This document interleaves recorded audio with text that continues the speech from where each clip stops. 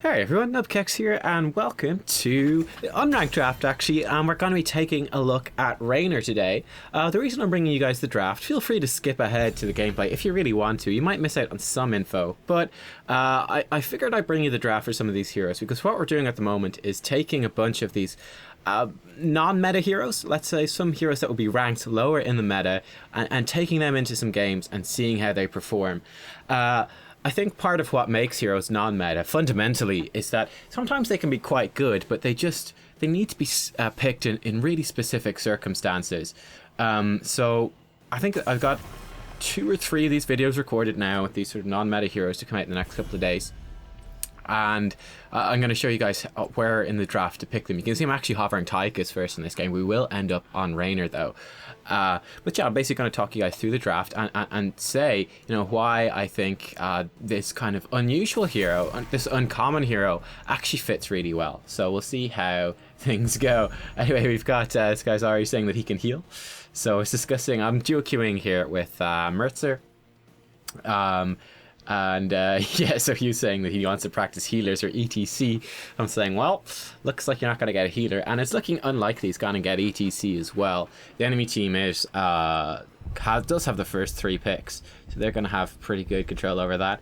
And always nice. Hey, Jados, shout out to you. It is the real Nubkeks, and you're on the YouTube. Welcome to YouTube. It's going to be pretty fun. The enemy team actually leads off with the first pick, Medivh, which is pretty unusual. And looks like we're going to pick up Lunara and Brightwing. So I think 2 really, really good picks for this map as well. Brightwing brings nice, you know, vision, nice global presence. It's pretty useful. And then Lunara brings just a lot of damage. And also her damage, because it's sort of this consistent poison damage. Medivh is going to have a very tough time actually counteracting that, the sustained damage output. Medivh shields not really going to protect people from Lunara very well. So there you go. Everyone is saying hi, YouTube. So hello to all of them. Interestingly, the Samuro ban, I think it actually makes sense. This is one of Samuro's best maps. Just the amount of siege damage output that he can bring can be really, really dominant. The sound in the game is the music's just completely gone. That's kind of nuts. So we'll see what 2 picks the enemy team go for here. They grab Malfurion, and they actually grab Tychus as well. So I was thinking ETC Tychus would be an amazing double pick for us. But it'd be very difficult to get. Tychus, the reason I was hovering him for this map, his minigun does bonus damage to Garden Terrors. Well, sorry, it scales off the max health of player-controlled Garden Terrors, which is really useful. And then also to deny him from the enemy team, because Tychus's grenade is a very reliable and consistent way to interrupt Mosh Pit from ETC. It basically prevents ETC from getting that. And he can also melt through ETC pretty quickly as well. Melt through any tank pretty quickly. It's kind of Tychus's strength. Which I thought he'd be pretty strong. He's very strong Garden of Terror, I think. It's one of Tychus's better maps. You can see I'm switching over to Raynor now. And we ban out Muradin. I know Mercer was saying before he went into the game that he can play Johanna and he can play ETC kind of. I don't know if he plays Muradin. But anyway, good to ban away Muradin. I think Muradin synergizes really well with the enemy team's composition. It's that strong sort of solo front line. Now they got a Medivh. Well, could be. But you see the chat. Lato here only knows MF Polytime. I was saying, well, you know what? I think he's just a tiny bit bigger and more successful than our channel, just a little bit. But we do grab the ETC. They actually choose to ban out Varian instead, which means that we get ETC and we get Raynor too. So this is looking pretty nice. And I was thinking we're get Thrall with Earthquake as well. Yeah, switch over to Kel'Thuz, which I think would be a very bad decision. I think Li Ming also not a good decision. I think we've already got, he's the team captain as well, but we've got 2 ranged damage dealers, very high damage dealing ranged heroes. I think another frontline is perfect. I think Earthquake Thrall is definitely the best call here. Just throw down that Earthquake. It makes it so difficult for the enemy team to actually get in on top of Lunara, get in on top of Raynor. It slows them down. It just opens it up for us to start blasting them. Now, one of the big reasons I picked Raynor, why did I pick him? What's going on here? When we've got Lunara. Well, Lunara and Raynor, they're both sustained damage, but Lunara is much more sort of spread AoE damage, whereas Raynor brings fantastic single target. I think that's the big difference between them. Raynor's just single target, he just picks one target and boom, from really not long range, he just melts them down. It's insane how much damage he can do sort of sustained single target burn. You're going to see that a little bit in this game, I think. Whereas Lunara is more AoE, spreading that poison around multiple people with her best build, in my opinion. So yeah, I thought Raynor would work pretty well. Now, we also have... I'm also picking Raynor very specifically. I think your biggest decision in picking him as well, apart from that, is, you know, do we have a good enough early game team? Will it be a late game map? So I think he's very strong in the late game, particularly with level 16. We want to get Executioner at level 16. I'm going to pick up Seasoned Marksman here at level 1, by the way, which has been buffed. It now does a 40% attack speed boost when you press the button, and it is uncapped, so you can stack it indefinitely. It's Garden of Terror, very long map, so this should work well. Raynor, one of the most powerful late game hero, so this should work well as well. You can see us saying Raynor, he is the number 2 win rate in sustained damage dealers at the moment. Thrall is number 1. I wouldn't really count him though, but certainly in terms of sustained range damage dealers, Raynor's actually top win rate, apart from Thrall, like I said, in master level play in Hero League. So there you go. As I said, I should make for an interesting video topic. But yeah, Executioner, when you hit an enemy hero that is CC'd, let me get up the specific thing as we have a chaotic level 1 fight right here. So he's trying to do what damage we can. Now, Raynor is very weak early on in the game. He's got really no burst damage. Sure, he's got sustained damage, but I think it's rather underwhelming. Now, but Executioner, yeah, whenever we hit a hero that is stunned, slowed, or rooted, it will increase our basic attack damage by 30% for 3 seconds. Now, if we look at what our team has got, yeah, Lunara, her W applies a slow. Brightwing has Polymorph, which is a slow. ETC, he has a stun with his Q. If he gets Mosh Pit, that's a stun. If he gets Stage Dive, that's a slow. He can spec into having a slow on his W as well.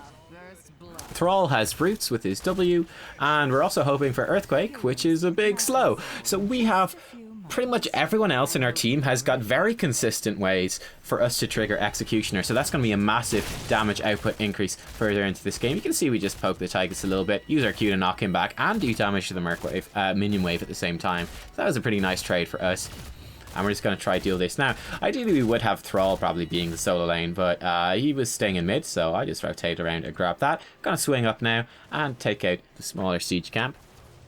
Good for us as well to clear up some of these bigger minion waves, because that will help us stacking Seasoned Marksman. We get...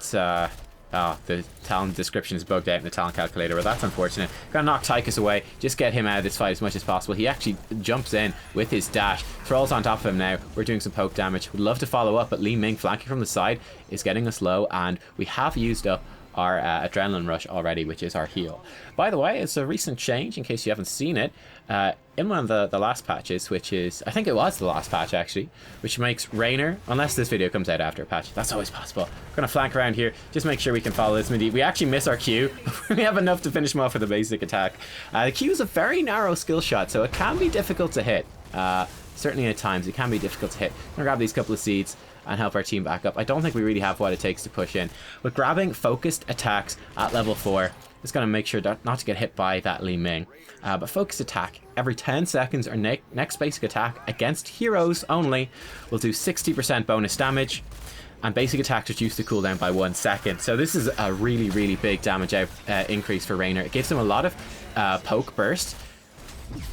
And it also gives him even more sustained damage. It's such a great talent, because you've got a very fast attack speed, Raynor, so you're reducing the cooldown of that constantly. You see the little marker in the bottom left-hand side of the screen building up. It's that little sort of red border thing with the... I don't know. You see, it's the one beside the Seasoned Marksman thing, but you'll see that will reduce quicker and quicker as we land more basic attacks. So it's going to be pretty useful for doing some poke damage and getting just a bit extra in. Getting a little bit of poke down on this Garden Terror was move past. There we go. We're attacking Johanna, and you can see our focus attack meter going down and down and down. It's pretty much... Raynor's got a very cookie-cutter talent build. Very cookie-cutter. There's not much variety at all. I think at level 1, you got some options. But level 4, it's pretty much only focused attack. That's the only one you really go for, unfortunately. And we're starting to work on this Garden Terror right now. Getting a whole bunch of seeds for ourselves. Do we have enough? Not quite. We're actually 1 short of getting ourselves a Terror, which is pretty bad luck. I'm going to come down here, just clear out this wave, get that pushing in, do a little bit of damage, and I want to get a few Seasoned Marksman stacks as well. There we go, just finish off that minion. Going to mount up and swing around to start fighting over this final Terror right here. a little bit slow going here, actually. I'm not sure if it was worth being this late to the fight in order to get seasoned marksman stacks. It might have been a mistake, actually. Looks like Thrall should finish Li Ming. He does finish her off with the root. We've got a nice little flank going here on the enemy team, coming in behind, bursting down Malfurion quite a chunk, actually. He's down to about 20% health. He's trying to heal himself up. We are getting collapsed upon, though. Thrall had gone back to laning, but Thrall re-arrives and starts doing some nice damage there to the Tychus. ETC is coming as well. I don't think our team had spotted the flank. I probably should have pinged it a couple of times. Just letting them know that I was coming, even though I was super late. When Neve gets protected on him, you can see I actually hold on to the basic attack, hold on to that focus attack proc until his shield is just about to wear off. Then I fire off the basic attack, so it will hit him as that shield expires. Getting some damage down on the Malfurion as well, then on the Tychus as we run around. Raynor's trait does give him longer range than basically any hero in the game. 20% increased basic attack range over other ranged heroes. And you can also see 10% further, which is not really useful. It's nice for the range. And there you go. Level 7, we did pick up Revolution Overdrive. So we're going to get 10% movement speed while we have our W, our Inspire, on us. Going to help us a lot. And we'll also get an additional 5% movement speed for every allied hero that we affect with Inspire, which is our W. That gives it gives attack speed to everyone who's every hero who's nearby. So this is just going to be really nice for us. It's going to help us just get around these team fights much more, because obviously we are outside of this talent, you are a zero mobility, very squishy hero. So this is just going to help us get in, do more damage. We do enough damage to the fountain that it's going to die from the poison Lunara had placed on it. And we're just focusing down this fort, getting some nice damage down, poking the Medivh a little bit as well. You can see he tends to pop his shield after we've just popped that bit of damage. Moving in forwards here, nice shield by Medivh to, excuse me, protect Li Ming from our return damage as Thrall was picked off. Have to back off. Unfortunately, we have to back off through this. Try and knock whatever enemy heroes back that we can. We try to mount up, but Tychus interrupts, and we are being chased down. We do have Adrenaline Rush ready, but the danger, of course, is that we're going to die without that actually activating. Gonna focus fire here on the Tychus. He is our target of choice, and Tychus goes down. With the range on Raynor, I think more so than other heroes, like, let's say Vala is quite similar in terms of her basic attacks. Vala tends to move. She's got more consistent move speed with her hatred, I think, overall. She's gonna, especially with the level 1 talent, whose name I can't think of right now off the top of my head. But she does tend to be running around with, you know, a whole chunk of movement speed, 20% move speed for most of the fight. And with Raynor, we're gonna have a similar amount from level 7 on, but it's gonna fade off from time to time, because Inspire isn't on all the time. But you do have longer range on Raynor, so whereas with Vala you can kind of be running around and just shooting the front line a lot, with Raynor you can sometimes focus fire more so than I think other heroes would, and just focus fire down priority targets. I think that's a pretty good thing that you can do on Raynor. You can see we're melting through the Li Ming with a few basic attacks, and Lunara doing some damage as well. Unfortunately the minion hits the orb, which explodes, and myself and Lunara both get caught in the explosion. Big hit from Li Ming does a lot of damage to me. The big danger is, of course, that we get hit by a Q and a W, and then we'll just blow up and die. So it's very important to sidestep those. It does take your E or Adrenaline Rush a little bit of time to actually heal you up, so you do need to be careful. Our Inspire is going to be pretty decent on Lunara, but more so than that, it's going to be very good on Thrall. And most importantly, ourselves. ETC also gives us some attack speed as well, which is kind of useful. We spot Li Ming is in this bottom lane. She's actually just lurking in the brush and trying to soak XP. I don't think she realized there were that many of us here. We catch her with the basic attack. I think it hit. There we go. We try to knock her back with a Q to stop her teleporting, but she does actually teleport before the Q lands, dodging it. But our teammates have arrived, and we pick up a nice kill on her. It's gonna finish off these minions once again, being a little bit greedy for these stacks. Using my Q to speed it up a little bit. So yeah, I don't know if this is the best thing to do. Probably better, honestly, to go and just help our team do this. You can see we get in on top, make sure to spread our W to the whole team. And we see the enemy team is in the top lane, so Johanna just runs past. We leave her pretty unmolested. It's going to come in and push in this bottom wave a little bit now. Just create a little bit of pressure while this is going on and get some of those stacks. So my goal is to clear out this wave, then get back for the Garden Terror. Now I do see that Thrall is here. So considering he's here, actually going to push in a little bit. Johanna is down bottom as well, which means that it is at worst a 4v4. Well, I suppose it's a 3v4 up top now, seeing as Thrall isn't here. But it shouldn't be too bad for our team. See, popping the W for some move speed. Johanna's doing some damage to us, but no big threat. We have our Q whenever we need it. She obviously doesn't have the burst damage to kill us with our Adrenaline Rush being active. Our teammates do go down. Unfortunately, we're not in the brush, so Johanna's going to interrupt us. Just back off a bit, and then Hearthstone again. Looks like she isn't going to come in, and everything is okay. Our heroic of choice in this game is the Hyperion. I think it is better, with just tons of AoE teamfight damage, and helping to push in with our Garden Terror, and also helping to defend against it. I don't think I've used it yet, though. We probably get an opportunity relatively soon. I was considering using it before we got in the Garden Terror, because it would probably come off about halfway off cooldown. I decided it'd be better to keep it, though. We notice that the enemy team is still congregating in middle, using the Garden Terror splash attacks to finish off that Merc Wave. So we have minions pushing with us. The minions will still do some damage and give us some vision, and it should be pretty nice. Two of our teammates dying in middle, though. ETC arrives and finishes off Li Ming in Retribution, which is pretty good. So again, I'm going to focus these minions down. Just keep our minions pushing in. The structures don't actually do any damage while they have the plant on them, so it's not a big deal. Just gonna hit this a couple of times, throw a plant out in the front, and just focus down this keep wall. This is our goal here, is to get this keep wall. It's gonna give us some really nice XP. Watch that XP bar jump up whenever we destroy one of these front towers. It's a really substantial advantage.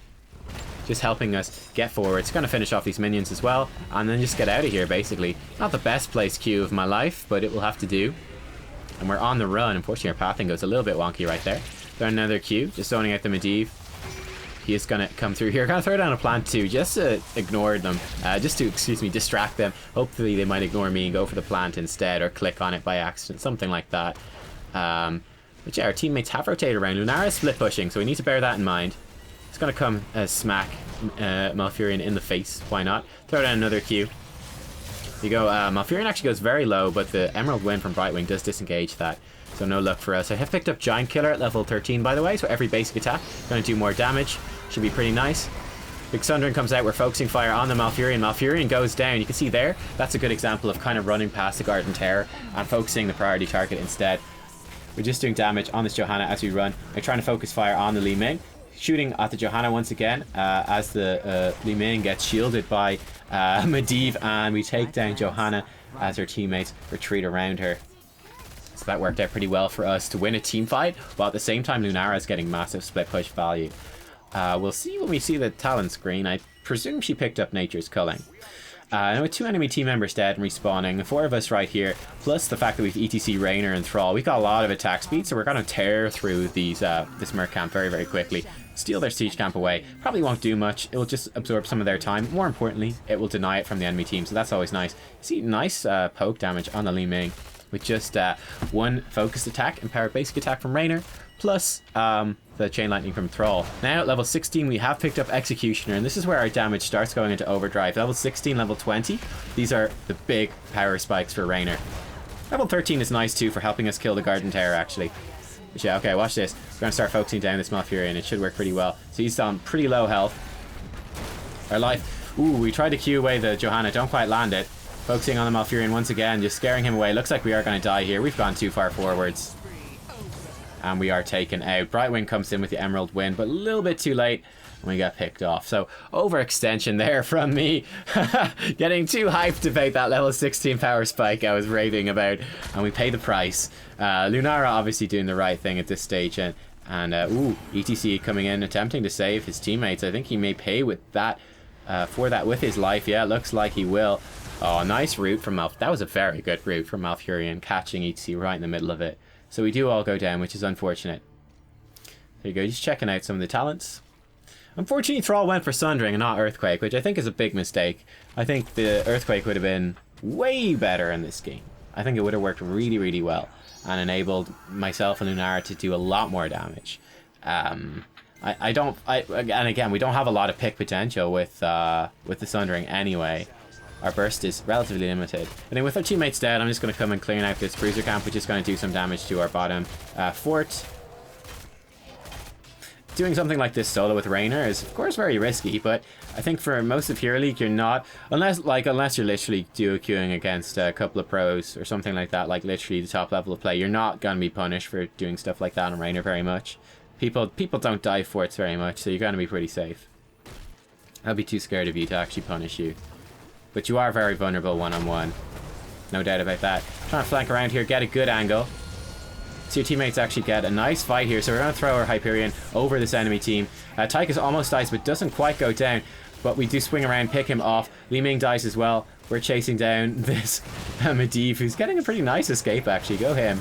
But we do pick him off eventually. Johanna now in a rough spot. You can see we're doing a lot of damage to her with our basic attacks. You can see all those critical numbers coming up. That is the power of Executioner plus Focus Attack and Mega Kill. The whole enemy team is dead.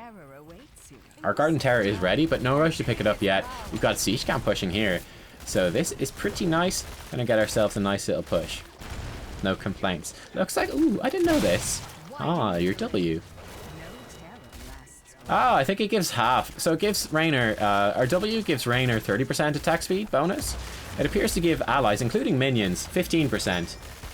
Which is quite weak, really, but it's pretty good with Siege Camp. 15% more damage from a Siege Camp, that's pretty substantial. Anyway, the top keep is going to die, so we back off as soon as we know the Siege Camp is going to finish it off regardless. I'm going to swing back. Bit of a weird decision here.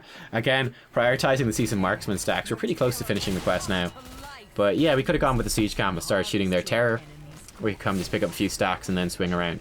But yeah, we're going to be pretty good at killing this Garden Terror now. Again, we're doing 1.5% of its max health per basic attack, so we're very much a tank shredder. We'll pretty much shred any hero that we can just focus our basic attacks on. We will shred. There's no question. Watch this Medivh. Boom. He just... Okay, he escaped through a portal. But still, he was melting. He was melting. Making sure not to stand in the Terror things. Now we have our W ready, so we're going to start doing big damage here. Trying to Q away the Terror. Didn't quite land it. Throwing out our Heroic as well to help focus that in. This Terror is trying to kill me, but Brightwing is here in assistance. And this Tychus now a bit out of position. He is going to have a bit of a rough time. We are chasing him down. Medivh Portal, though, very nicely placed once again. Does ensure an escape right at the last moment.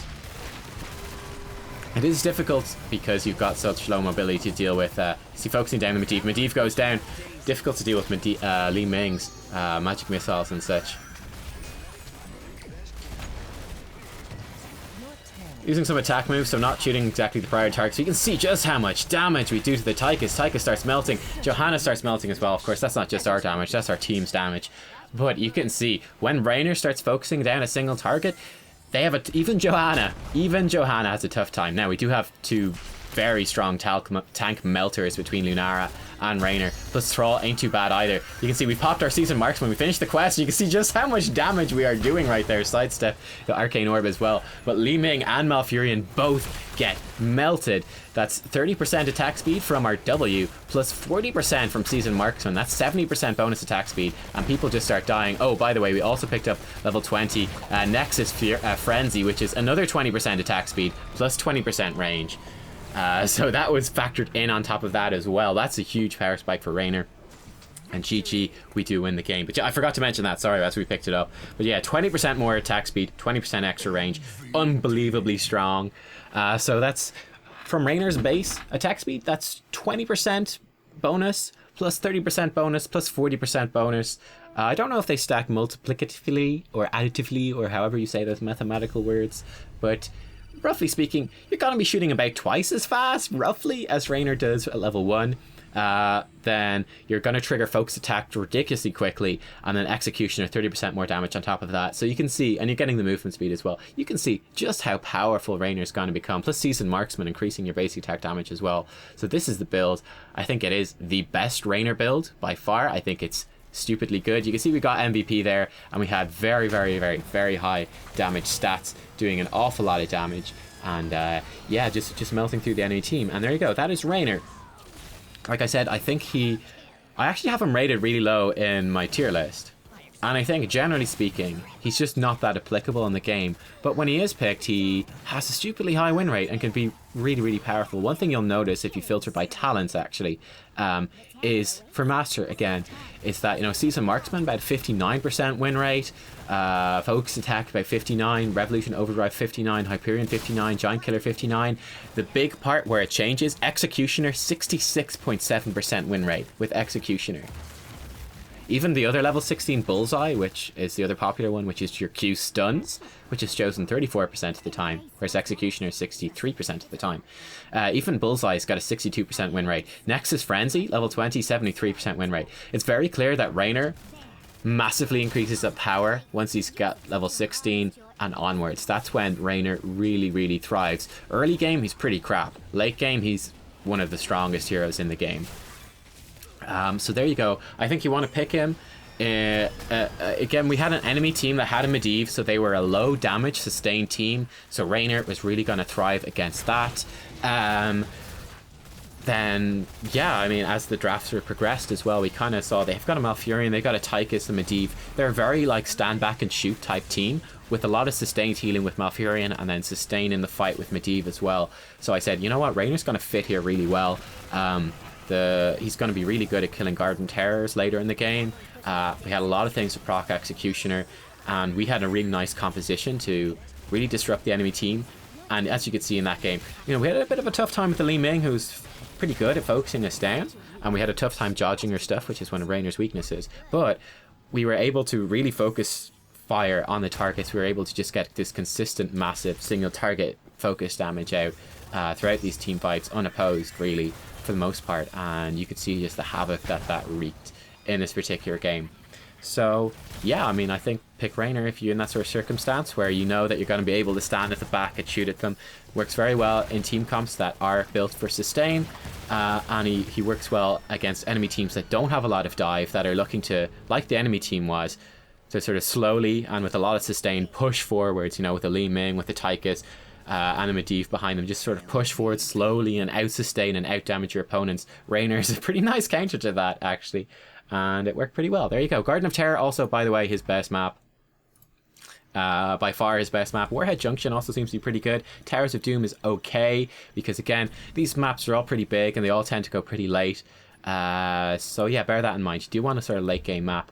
And you will have a weak early game with Raynor. So there you go, guys. Hope you found that helpful. Give it a thumbs up if you did. And I'll see you all next time for more Heroes of the Storm. Bye-bye.